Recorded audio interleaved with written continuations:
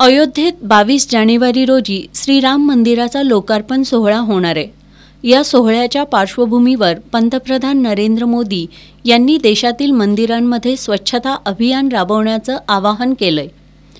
त्यानुसार कोल्हापूर जिल्ह्यात 15 ते 22 जानेवारी या कालावधीत मंदिर स्वच्छता अभियान राबवण्यात येत असून आज कळंबा इथल्या कात्यायनी देवीच्या मंदिराची स्वच्छता करून या अभियानाची सुरुवात करण्यात आली।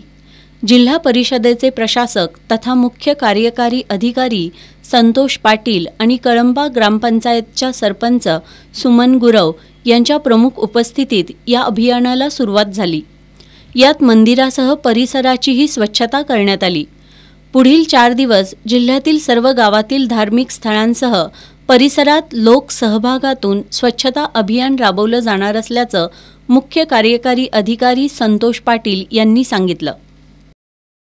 मुख्यमंत्री एकनाथजी शिंदे यांच्या संकल्पनेमधून सर्व मंदिराचे परिसर डीप क्लीन किंवा संपूर्ण स्वच्छता करण्याचं अभियान संपूर्ण महाराष्ट्रामध्ये राबवण्यात येत आहे। आपल्या जिल्ह्यातही आज कात्यायनी मंदिराच्या परिसरामधून या मोहिमेचा आपण शुभारंभ करत आहोत।